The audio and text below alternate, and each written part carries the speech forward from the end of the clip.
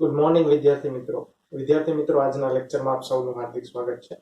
મિત્રો, લાસ્ટ લેક્ચરમાં આપણે પાસ્કલના નિયમ અને તેને લગતા થોડાક એક્ઝામ્પલ જોયેલા હતા.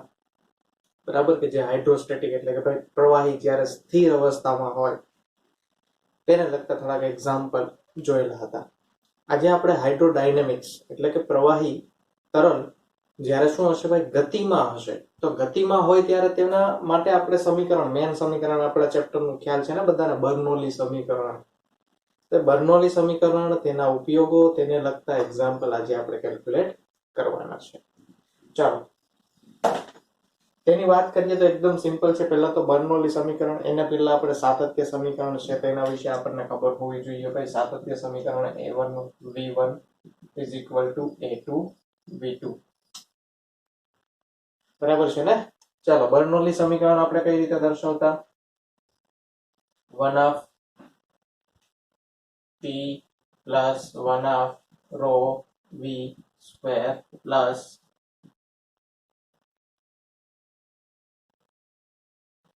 rho G H is equal to અચળ. બરાબર, આને આપણે બાદબાકી સ્વરૂપમાં પણ દર્શાવી શકીએ. P1 plus rho G H1 plus 1/2 rho V1 square બરાબર is equal to P2 plus rho G H2 plus 1/2 rho V2 square. બરાબર, તો એ રીતે પણ આપણે આ સમીકરણ છે તે દર્શાવી શકીએ છીએ. ત્યારબાદ આપણે ટોરિસોલીનો પણ જોયેલું ભાઈ. ટોરિસોલીમાંથી મુક્ત પતન પામતા પદાર્થનો પ્રવાહીનો વેગ છે તે √2gh જેવો હશે. બહાર નીકળતું, છિદ્રમાંથી બહાર નીકળતું પ્રવાહી કે જેનો વેગ મુક્ત પતન પામતા પદાર્થના વેગ જેટલો હોય.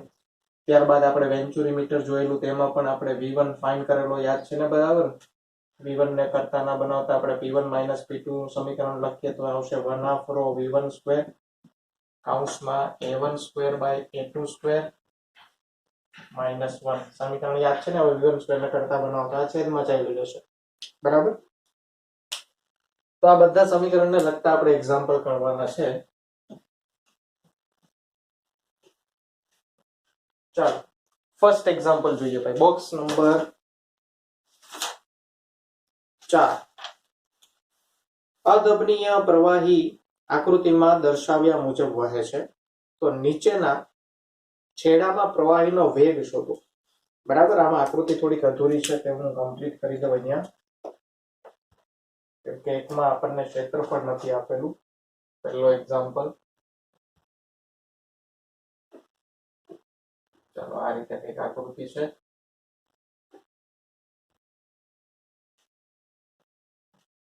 .12 સેન્ટીમીટર ક્યુબ આનું ક્ષેત્રફળ છે, સેમ છે. બરાબર, અહીંયા આવી જઈએ 0.12, અહીંયાથી જશે 3 મીટર પ્રતિ સેકન્ડ, અહીંયાથી જાય છે 1.5 મીટર પ્રતિ સેકન્ડ. આનું આપણે શું ફાઇન્ડ કરવાનું છે ભાઈ? આમાંથી પસાર થતા પ્રવાહીનો વેગ ફાઇન્ડ કરવાનો છે, અને આનું ક્ષેત્રફળ છે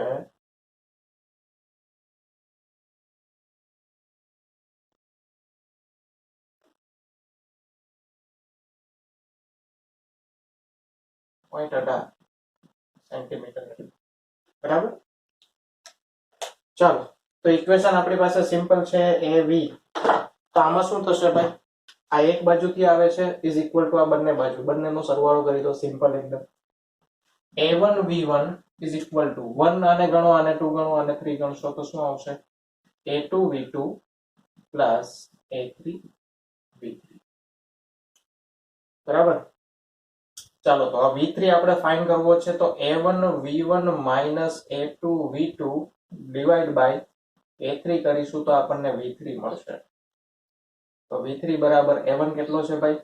0.12, V1 છે 3 માઇનસ 0.12 1.5 ડિવાઈડ બાય 0.80. ચાલો આની કેલ્ક્યુલેશન કરવાની છે આપણે. હવે જો અહીંયાથી 0.12 કોમન કાઢી લો ભાઈ. 3 માઇનસ 1.5 1.5 વધશે, ગુણ્યા કેટલા કરશો ભાઈ? 0.12, ભાગ્યા કેટલા કરશો? 0.18. 1 મીટર પ્રતિ સેકન્ડ જેટલો આનો આન્સર આવે છે. તો V3 કેટલો આવે છે આપણો મિત્રો? 1 મીટર પ્રતિ સેકન્ડ. એટલે અહીંયાથી 1 મીટર પ્રતિ સેકન્ડ જેટલા વેગથી પ્રવાહી તરલ છે તે શું કરતું હશે ભાઈ? ગતિ કરતું હશે. સેકન્ડ એક્ઝામ્પલ જોઈએ. પાણી ધરાવતા પાત્રમાં તેની મુક્ત સપાટીથી 3.2 મીટર નીચે છિદ્ર કરવામાં આવે છે તો બહાર નીકળતા પાણીનો વેગ એકદમ ઈઝી મિત્રો. v = √2gh. સેકન્ડ પેલો ટોરિસોલીનો પેલો નિયમ છે તે બહાર નીકળતા પ્રવાહીનો વેગ છે તે મુક્ત પતન પામતા પદાર્થના વેગ જેટલો હોય. √2 × 10 × h કેટલો આપેલો છે? 3.2.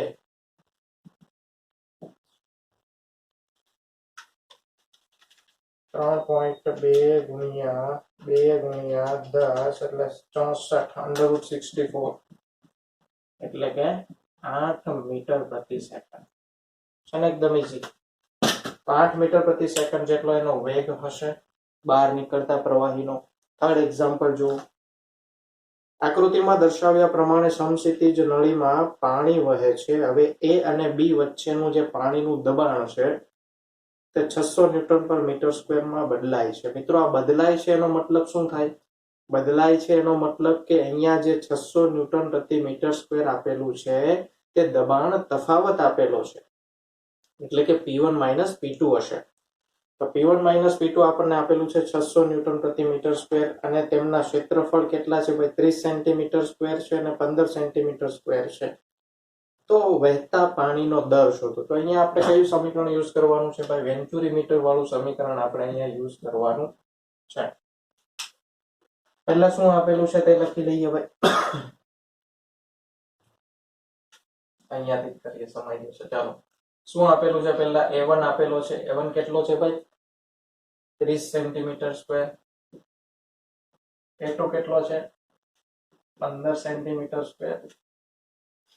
પછી શું આપેલું છે? P1 - P2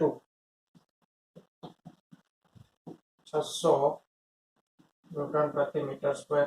ચાલો, આટલી વસ્તુ આપેલું છે ને સમીકરણ આપણી પાસે છે P1 - P2 = 1/2 ρ V1 square A1 square by A2 square -1. બરાબર. ચાલો, તો આ રીતે આપણી પાસે સમીકરણ છે. હવે આપણે અહીંયા બધી વેલ્યુ પુટ કરવાની છે તો અહીંયા આવી જશે ભાઈ 600. ચાલો અહીંયાથી લખીએ. 600 બરાબર આવશે 1/2 ρ. ρ કેટલી છે ભાઈ? 10⁻³ પાણીનું ઘનતા, પાણીની ઘનતા. V1 સ્ક્વેર જે ફાઇન્ડ કરવાનો છે. A1 કેટલો છે જો? 30^2 / 15^2 -1. હવે મિત્રો આપણે અહીંયા સેન્ટીમીટરમાં પણ રાખી શકીએ છીએ. એનું રીઝન શું છે કે ભાઈ ઉપર નીચે છે તે શું છે ભાઈ? ભાગાકાર છે. એટલે અહીંયા સેન્ટીમીટરમાં હોય, MM માં હોય, મીટરમાં હોય, કોઈ પણ હોય, આપણે આના આન્સરમાં મીટર તરીકે આપણે લઈ શકીએ છીએ. ડિપેન્ડ કરશે કે આ બધા એકમો કેમાં છે. ઓકે, ચાલો, તો આનું સાદુરૂપ આપણે આપીએ. 30 × 30 ભાગ્યા 15 ભાગ્યા 15 કરશું તો આવશે 4. અહીંયા 600 ગુણ્યા 2/10⁻³ બરાબર V1 સ્ક્વેર ઇન્ટુ કેટલા આવશે ભાઈ? 4 - 1. 4 - 1 3 3 નીચે જશે ભાઈ. 600 ગુણ્યા 2 ભાગ્યા 3 ગુણ્યા 10⁻³ બરાબર V1 સ્ક્વેર આવી જશે. ચાલો, V1 સ્ક્વેર કેટલો આવશે? કેલ્ક્યુલેટ કરીએ. 600 ગુણ્યા 2 ભાગ્યા 3 ભાગ્યા 1000 0.4. V1 સ્ક્વેર 0.4 આવશે તો V1 આપણો મળશે 0.4 નું શું કરો ભાઈ? વર્ગમૂળ 0.632 મીટર પ્રતિ સેકન્ડ જેટલો એનો વેગ આવે છે. પણ આપણને શું પૂછેલું છે? આપણને પૂછેલું છે પાણીનો દર કેટલો છે, નળીમાંથી વહેતા પાણીનો દર. તો મિત્રો નળીમાંથી વહેતા પાણીનો દર આપણે મેળવવો હોય તો કઈ રીતે મેળવી શકીએ કે ભાઈ કેટલા વેગથી પાણી જાય છે અને કેટલા ક્ષેત્રફળમાંથી પસાર થાય છે. કેટલા વેગથી કેટલા ક્ષેત્રફળમાંથી, બંનેના ગુણાકાર વડે આપણે તે મેળવી શકીએ છીએ. તો પાણી જે વહે છે તેનો દર આપણે Q વડે દર્શાવીએ તો Q બરાબર A1 V1 બરાબર A2 V2 વડે દર્શાવી શકીએ. આમાંથી કોઈ પણ આપણે લઈ શકીએ, 1 વાળા પણ લઈ શકીએ, 2 વાળા પણ લઈ શકીએ, પણ આપણી પાસે 1 છે તો 1 વાળા લઈ લઈશું. 30 અહીંયા સેન્ટીમીટરમાં છે, અહીંયા મીટરમાં આપણે કન્વર્ટ કરવું પડશે. 10⁻⁴ ગુણ્યા 0.632. 0.632 ઇન્ટુ કરવામાં આવશે 30 તો મળશે 18.97 ગુણ્યા 10⁻⁴. એકમ શું આવશે? મીટર ક્યુબ પ્રતિ સેકન્ડ. એટલે કે આટલા કદનું પ્રવાહી છે તે આગળ નીકળી ગયું. અહીંયા જો આનો મીટર સ્ક્વેર, આનો મીટર પ્રતિ સેકન્ડ, એટલે મીટર ક્યુબ પ્રતિ સેકન્ડ જેટલા દરથી પાણી છે તે બહાર નીકળે છે. બરાબર. ચાલો, તો આ રીતે એક્ઝામ્પલ, આવા સિમ્પલ એક્ઝામ્પલ હશે ભાઈ જે તમારે કેલ્ક્યુલેટ કરવાના છે, પણ આના માટે તમને સમીકરણ છે તે બધા આવડવા જોઈએ. ચાલો સ્ક્રીનશોટ પાડી લો, આના પછીનું બોક્સ જોઈએ ભાઈ.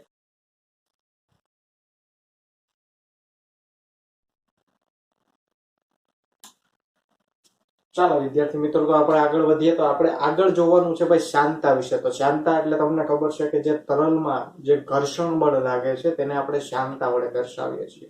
બરાબર. તો અહીંયા શાંતા બળનું આપણને સમીકરણ દર્શાવવામાં આવ્યું છે. શાંતા બળ કે જેને F વડે દર્શાવવામાં આવે છે is equal two eta. Eta કહેવાય આને, અને ઈટા છે તે શાંતા ગુણાંક છે. શું છે મિત્રો? આ શાંતા ગુણાંક. ઈટા ઇન્ટુ એ છે તે તમારું ક્ષેત્રફળ છે. ડેલ્ટા વી એટલે કે કેટલા વેગથી તરલ છે તે વહન કરી રહ્યું છે, અને ડેલ્ટા વાય એટલે કે ભાઈ એક સ્તરની જાડાઈ, કેટલું સ્તર જાડું છે તે જાડાઈ છે તે દર્શાવે છે. એટલે એફ બળ આપણે ફાઇન્ડ કરવું હોય તો ઈટા એ delta V by delta Y વડે આપણે એને દર્શાવી શકીએ છીએ. પછી આપણે વાત કરીએ ઈટાના સમીકરણની, તો ઈટા એટલે કે ભાઈ પ્રતિબળ છેદમાં વિકૃતિ થાય. અહીંયા શાંતા ગુણાંક છે તે પ્રવાહી માટે છે, તો પ્રતિબળ છેદમાં વિકૃતિ થશે, તો પ્રતિબળ F બાય A. પણ વિકૃતિ તો ભાઈ ડેલ્ટા X બાય L હોય, કેમ કે અહીંયા આકાર વિકૃતિ થશે ને. પણ મિત્રો યાદ રાખજો, અહીંયા આકાર વિકૃતિનો દર મહત્વનો છે. વિકૃતિનો દર મહત્વનો છે, એટલા માટે delta X by L delta T આવશે. Delta X by delta T એટલે કે V, એટલા માટે અહીંયા V બાય L આવે છે, જે ઓલરેડી આપણે આગળ ગુજરાત બોર્ડમાં ભણી ગયા છીએ. પછી વાત કરીએ ભાઈ એનો એકમ, તો કે ન્યૂટન સેકન્ડ પ્રતિ મીટર સ્ક્વેર. એકમો મિત્રો યાદ રાખવાના છે. ન્યૂટન સેકન્ડ પ્રતિ મીટર સ્ક્વેર છે તેને પોઇઝિલ કહેવામાં આવે છે, તેને ડેકા પોઇસ પણ કહેવામાં આવે છે. એનો નાનો CGS એકમ લેવામાં આવે તો એ ડાઇન સેકન્ડ પ્રતિ સેન્ટીમીટર સ્ક્વેર છે, જેને પોઇસ કહેવાય છે. મિત્રો યાદ રાખજો, એક પોઇઝિલ બરાબર 10 પોઇસ થશે. એક પોઇઝિલ બરાબર કેટલા પોઇસ થશે ભાઈ? 10 પોઇસ થશે. તે આ વસ્તુ આપણે યાદ રાખવાની છે. પછી વાત કરીએ ભાઈ રેનોલ્ડ નંબર. હવે જો રેનોલ્ડ અંક છે તેને આપણે એક સમીકરણ જ છે, આમ તો જોઈએ ને તો રેનોલ્ડ અંક એને ખાલી રોવીડી વડે દર્શાવવામાં આવે છે. અહીંયા શાંતા બળ પણ અહીંયા કન્સિડર કરીએ છીએ. તો રેનોલ્ડ નંબર છે તે રોવીડી ડિવાઇડ બાય ઈટા વડે આપણે દર્શાવીએ છીએ. હવે આ અંક છે કે જે કેવું વહન છે તે દર્શાવે છે. જેમ કે 1000 કરતા રેનોલ્ડ અંક 1000 કરતા નાનો આવે તો વહન છે તે રેખીય હોય, અથવા તો કહેવાય સ્થાયી વહન હશે. 1000 થી 2000 હશે તો વમળયુક્ત હશે, ઘણી જગ્યાએ આગો પાછો થતો હશે. અને 2000 કરતા મોટો હશે તો વહન કેવું હશે? અસ્થાયી વહન હશે. બરાબર. પછી વાત કરીએ પોઇસિલીનું સમીકરણ. આ મિત્રો યાદ રાખવાનું છે કે વહન પામતા પ્રવાહીનું કદ કેટલું છે તેના માટેનું પોઇસિલીએ સમીકરણ આપેલું Q is equal to dV by dt. આ V છે તે કદ દર્શાવે છે. શું દર્શાવે છે મિત્રો? કદ. જેને સિમ્પ્લિફાય કરીએ તો પાઈ PR⁴ divide by 8 eta L વડે અહીંયા સમીકરણ દર્શાવવામાં આવે છે. બરાબર. ચાલો, અને ટર્મિનલ વેગનું સમીકરણ છે VT is equal to 2/9 R² ρ minus sigma divide by eta into G વડે અહીંયા દર્શાવે છે. ચાલો, તો આ બધા સમીકરણ છે તે મિત્રો તમારે યાદ રાખવાના છે. ચાલો ફોટો પાડી લો. ચાલો પાડી લીધો ને.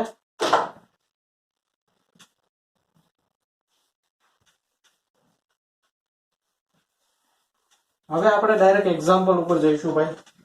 ચાલો એક્ઝામ્પલ થી આપણે સ્ટાર્ટ કરીએ. તો એક્ઝામ્પલ નંબર બોક્સ નંબર 5 જો બોક્સ નંબર 5 માં એક્ઝામ્પલ નંબર 1. 10 મીટર સ્ક્વેર ક્ષેત્રફળ ધરાવતી લાકડાની મોટી તકતી પાણીની સપાટી પર તરે છે. 2 મીટર પ્રતિ સેકન્ડના વેગ મળે તે રીતે તે સ્પર્શીય દિશામાં બળ લગાવવામાં આવે છે. તેને વેગ કેટલો મળે છે? 2 મીટર પ્રતિ સેકન્ડ. જો નદી 1 મીટર ઊંડી હોય તો તળિયે પાણી લગભગ સ્થિર હોય તો તકતીની ગતિ ચાલુ રાખવા જરૂરી સ્પર્શીય બળ શોધવાનું છે. તો એફ જ આપણે ફાઇન્ડ કરવાનું છે. શાંતા ગુણાંક છે તે 10⁻2 પોઈસ છે મિત્રો. અહીંયા જો આપણને પોઈઝમાં આપેલો છે તો પોઈઝમાં આપેલો છે એને આપણે પોઈઝીલમાં કન્વર્ટ કરશું. કેમ કે અહીંયા બાકીના એકમો મીટરમાં છે, મીટર સ્ક્વેરમાં છે, મીટર પ્રતિ સેકન્ડમાં છે, બરાબર. એટલે આપણે એને પોઈઝમાં કન્વર્ટ કરવો પડશે. ચાલો, જે આપેલું છે તે પહેલા લખી નાખીએ ભાઈ. પહેલો એક્ઝામ્પલ છે, ક્ષેત્રફળ આપેલું છે 10 મીટર સ્ક્વેર. પછી શું આપેલું છે ભાઈ? પછી આપેલું 2 મીટર પ્રતિ સેકન્ડના વેગથી, એટલે કે જે ડીવી વડે આપણે સમીકરણ દર્શાવતા હતા તે 2 મીટર પ્રતિ સેકન્ડ છે. પછી આપણે જોઈએ શું આપેલું છે, સ્પર્શીય દિશામાં બળ લગાવવામાં આવે. 1 મીટર ઊંડી નદી હોય. નદી કેટલી ઊંડી છે ભાઈ? 1 મીટર. એટલે કે dy જે છે તે આપણું 1 મીટર છે. 1 મીટર ઊંડી નદી આપવામાં આવેલી છે આપણને, બરાબર. તો હવે આપણને શું બાકી છે ભાઈ? હવે આપણે જોઈએ તો સ્થિર તકતી ચાલુ સ્પર્શીય બળ શોધવાનું છે. અને શાંતા ગુણાંક આપેલો ઈટા આપેલો છે 10⁻2 પોઈસ. 10⁻2 પોઈસ. તો આને આપણે પોઈઝિલમાં કન્વર્ટ કરવું પડશે. તો આપણને ખબર છે કે ભાઈ 1 પોઈઝિલ બરાબર 10 પોઈસ છે. તો આ પોઈસમાંથી પોઈઝિલમાં કન્વર્ટ કરવા માટે ભાગ્યા 10 કરવા પડશે. તો 10⁻2 ભાગ્યા 10 કરીએ તો 10⁻3 છે.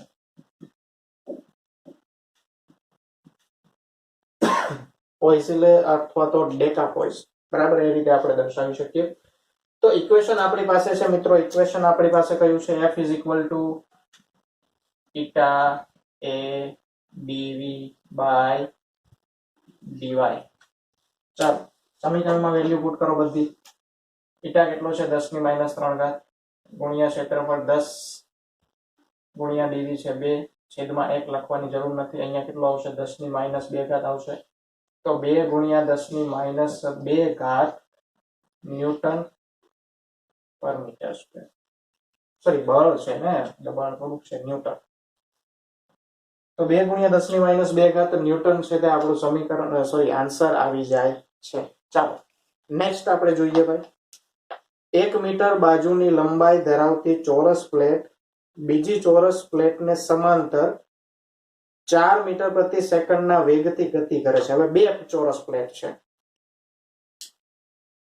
બંને પ્લેટ વચ્ચેનું પાતળું પાણીનું સ્તર છે. જો શાંતા બળ 2 ન્યૂટન લાગતું હોય તો શાંતા ગુણાંક 0.01 પોઈસ હોય તો બે પ્લેટ વચ્ચેનું અંતર આપણે શોધવાનું છે. ચાલો, અહીંયા પણ સેમ એક્ઝામ્પલ છે. હવે જો અહીંયા આપણને 1 મીટર બાજુની લંબાઈ ધરાવતું આપેલી છે પ્લેટ, તો અહીંયા આપણે જો ક્ષેત્રફળ લઈએ તો 1 ગુણ્યા 1 એટલે કે ભાઈ 1 મીટર સ્ક્વેર જ થશે ને. પછી આપણે જોઈએ 4 મીટર પ્રતિ સેકન્ડના વેગથી ડીવી બરાબર 4 મીટર પ્રતિ સેકન્ડ. પાતળું પાણીનું સ્તર છે. શાંતા બળ આપેલું છે અહીંયા F is equal two 2 newton. બળ અહીંયા આપણને આપી દીધું છે. હવે શાંતા ગુણાંક આપણને આપેલો છે. શાંતા ગુણાંક આપેલો છે 0.01 પોઈસ. ઈટા 0.01 પોઈસ. આને પાછો કન્વર્ટ કરવો પડશે એટલે કે 0.001 આવશે પોઈઝિલ. ચાલો, બંને વચ્ચેનું શું આપણે અંતર ફાઇન્ડ કરવાનું છે. હા, બંને પ્લેટ વચ્ચેનું અંતર ફાઇન્ડ કરો તો અહીંયા જો આપણે અંતરને કરતા બનાવીએ, ડીવાય ને કરતા બનાવીએ તો શું આવશે? Eta A ડીવી by F. ચાલો, ઈટાનું મૂલ્ય મૂકો ભાઈ. 0.001 ઇન્ટુ ક્ષેત્રફળ કેટલું છે 1 ઇન્ટુ ડીવી કેટલો છે 4 ડિવાઈડ બાય બળ છે 2. અહીંયા આવી જશે 2 ગુણ્યા 10⁻3 મીટર. મીટરમાં હશે, mm માં કન્વર્ટ કરો 2 mm આવી જશે, બરાબર. ચાલો તો સેકન્ડ આન્સર આપણને મળી જાય છે બંને પ્લેટો વચ્ચેનું અંતર કે જે આવે છે આપણું કેટલું ભાઈ 2 mm જેટલું. નેક્સ્ટ એક્ઝામ્પલ જોઈએ ભાઈ. 0.1 mm ત્રિજ્યાના વરસાદના ટીપાનો ટર્મિનલ વેગ શોધવાનો છે. ચાલો ટર્મિનલ વેગ શોધવાનો છે તેના માટેનું ઇક્વેશન આપણને ખબર હોવી જોઈએ. પહેલા આપણે ડેટા લખી લઈએ ભાઈ કેટલો ડેટા છે તે. ત્રિજ્યા આપેલી છે 0.01 mm. બુનનો ટર્મિનલ વેગ શોધવાનો છે. શાંતા ગુણાંક આપેલો છે eta 1.8 into 10⁻⁵ newton second into newton second પર મીટર સ્ક્વેર. ઘનતા આપેલી છે 1.2 kg પ્રતિ મીટર ક્યુબ. પાણીની ઘનતા આપેલી છે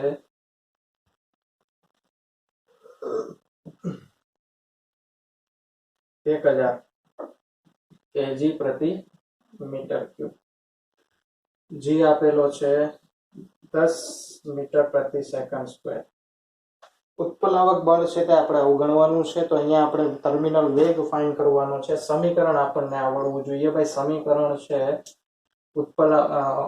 ટર્મિનલ વેગનું સમીકરણ છે v terminal is equal to 2/9. 2/9 પછી શું આવે છે મિત્રો? r square rho minus sigma divide by શું આવશે? Eta into G. 2/9 r square rho minus sigma divide by eta into G વડે આપણે એને દર્શાવીએ છીએ. ભાઈ આપણે વેલ્યુ પુટ કરતા જઈએ ભાઈ. વેલ્યુ પુટ કરીએ 2/9 ઇન્ટુ r છે 0.01 વ્યાસ નથી ને, ત્રિજ્યા છે. ત્રિજ્યા ઇન્ટુ 10⁻³ આખાનો વર્ગ ઇન્ટુ કેટલા આવશે ભાઈ? 1000 માઇનસ 1.2 ડિવાઈડ બાય ઈટા કેટલો છે? 1.8 ઇન્ટુ 10⁻⁵ ઇન્ટુ 10. ચાલો હવે કેલ્ક્યુલેશન કરીએ ભાઈ. 2 પેલા 1000 માઇનસ 1000 માઇનસ 1.2 કરીએ into 0.01 into 0.01 into 2 divide by 9 divide by 1.8 divide by into આવશે ને 10 ઇન્ટુ 10. 0.1233 0.1233 ઇન્ટુ આવશે 10⁻⁻6 ઇન્ટુ 10⁻5 એટલે પાછું માઇનસ આવશે 0.012. 0.012 જેવો વેગ આપણને મળે છે. 0.012 મીટર પ્રતિ સેકન્ડ જેટલો વેગ આપણને અહીંયાથી મળે છે. બરાબર. આ ટોટલી ભાઈ કેલ્ક્યુલેશન બેઝ જ છે. ખાલી સમીકરણ આપણને આવડવું જોઈએ. સમીકરણમાં વેલ્યુ પુટ કરો એટલે આપણને આન્સર મળી જશે. નેક્સ્ટ એક્ઝામ્પલ જોઈએ ભાઈ. 1 mm ત્રિજ્યા ધરાવતો હવાનો પરપોટો છે એ 5 સેન્ટીમીટર ત્રિજ્યા ધરાવતા લાંબા નળાકાર સ્તંભ ભરેલ શાંતા પ્રવાહીમાં 2.1 સેન્ટીમીટર પ્રતિ સેકન્ડના સ્થાયી દરથી ઉપર ચડે છે. તો વેગ અહીંયા આપેલો છે 1 mm ત્રિજ્યા આપેલી છે. ચાલો અહીંયા આપણે લખીએ ભાઈ ચોથા નંબરનો એક્ઝામ્પલ. તો r આપેલો છે 1 mm, વેગ આપેલો છે 2.1 સેન્ટીમીટર પ્રતિ સેકન્ડ એટલે કે ભાઈ સેન્ટીમીટર છે મીટરમાં કન્વર્ટ કરશું ભાગ્યા 100. 2.1 ગુણ્યા 10⁻². મીટર પ્રતિ સેકન્ડ. સ્થાયી દરથી ઉપર ચડે છે. પ્રવાહીની ઘનતા અહીંયા આપેલી છે. પ્રવાહીની ઘનતા 1.47 ગ્રામ પ્રતિ ક્યુબિક સેન્ટીમીટર છે મિત્રો. તો શાંતા ગુણાંક આપણે શોધવાનો છે. શાંતા ગુણાંક શોધીશું. હવાની ઘનતા અવગણવાની છે એટલે કે ભાઈ સિગ્મા છે તે આપણે અવગણવાનો છે. અને જી આપેલો છે 980 સેન્ટીમીટર પ્રતિ સેકન્ડ સ્ક્વેર. તો આને આપણે મીટર પ્રતિ સેકન્ડ સ્ક્વેરમાં કન્વર્ટ કરવાની જગ્યાએ આ સેન્ટીમીટર પ્રતિ સેકન્ડ એઝ ઇટ ઇઝ રહેવા દઈએ, આને આપણે સેન્ટીમીટરમાં કન્વર્ટ કરીએ તો કેટલા થશે 1/10.1 સેન્ટીમીટર. બરાબર. સમીકરણ લખીએ ભાઈ. ટર્મિનલ વેગ બરાબર 2/9 r² into ρ minus sigma divided by eta into g. કરતા કોને બનાવવાનો છે ભાઈ? આપણે કરતા બનાવશું ઈટા ને. તો ઈટા બરાબર આવી જશે 9/2 into vt divided by vt. Eta અહીંયા આવી, સોરી ડાયરેક્ટ જ આપણે લખી નાખીએ ને ભાઈ. ઈટા બરાબર શું આવી જશે 2/9 r² ρ minus sigma divide by અહીંયા vt આવી જશે ઇન્ટુ g આવશે. વેલ્યુ પુટ કરી દો. 2/9 r આવી જશે 0.1 સેન્ટીમીટર. અહીંયા કેટલો આપેલો છે 1.47 ગુણ્યા 980 ભાગ્યા vt કેટલો આપેલો છે 2.1. ચાલો આવી ગઈ બધી વેલ્યુ પુટ કરીએ. 2/9 ગુણ્યા 0.1 ગુણ્યા 1.47 ગુણ્યા 980 ભાગ્યા 2.1 ભાગ્યા 9 1.69. કેટલો આન્સર આવે છે મિત્રો? 1.69 જેટલો આન્સર આવે છે. કેલ્ક્યુલેશનમાં થોડોક વધારે આવે છે.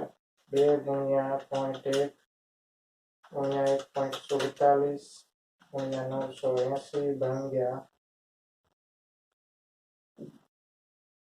2 ક્યાં આવશે? ગુણ્યા આવશે ને. 2 ભાગ્યા 2.1 ભાગ્યા 9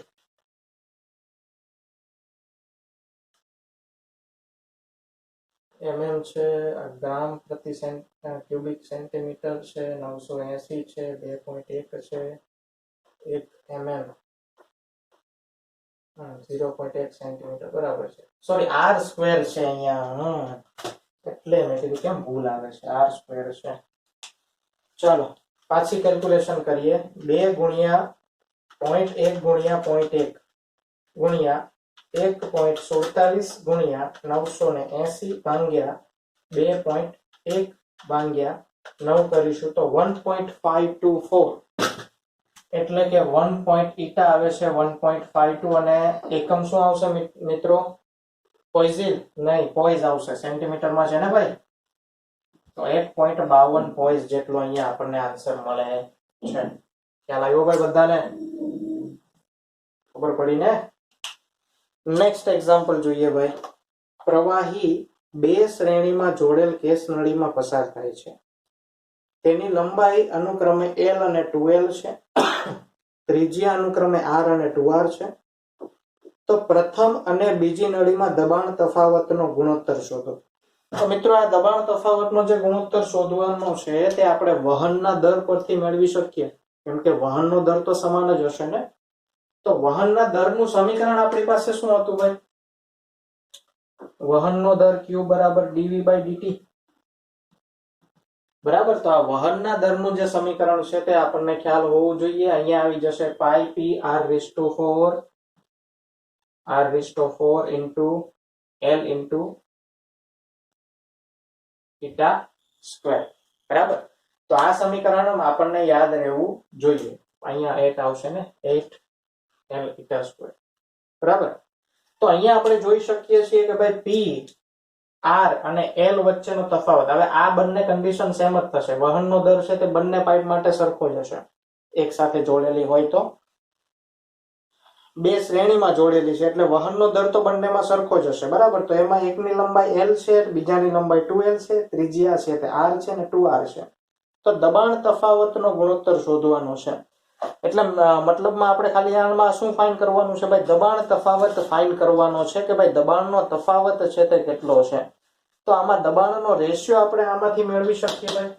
હવે જો આ બંને સરખા હોય તો આપણે લખી શકીએ અહીંયા pi p1 r1 square divide by 8 l1 theta square is equal to pi p2 r2 square divided by 8 l2 theta square cancel 8 cancel pi cancel p1 by p2 જ આપણે ફાઇન્ડ કરવાનો છે ભાઈ p1 by p2 ફાઇન્ડ કરીએ તો શું આવશે જુઓ p1 by p2 તો અહીંયા આવી જશે r2 square by r1 square into l1 by l2 ચાલો કેટલા આપેલા છે l અને 2l r અને 2r l અને 2l તો અહીંયા આવી જશે l divided by 2l r અને 2r તો અહીંયા આવી જશે 2r whole square divided by r square ll cancel અહીંયા r square cancel 2 નો વર્ગ 4 ભાગ્યા 2 એટલે કે પાછો આવી જશે 2 તો દબાણનો ગુણોત્તર આપણને કેટલો મળશે મિત્રો 2 જેટલો મળે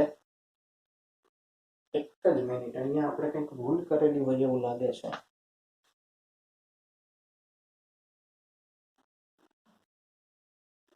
ઇક્વેશનમાં ભૂલ છે મિત્રો અહીંયા આવશે r4 આવશે બરાબર અહીંયા ઇક્વેશનમાં મેં ભૂલ કરેલી છે ભાઈ ઇક્વેશન છે કે r4 આવે છે અહીંયા તો આની 4 ઘાત આવશે અને અહીંયા પણ 4 ઘાત આવશે તો 2 ની 4 ઘાત કેટલી થાય અહીંયા આવશે 2 ની 4 ઘાત છેદમાં 2 એટલે કે 2 ની 3 ઘાત એટલે કે આવશે આન્સર 8 એટલે p1 by p2 બરાબર આવશે 8 divided by 1 બરાબર અહીંયા s4 આવે છે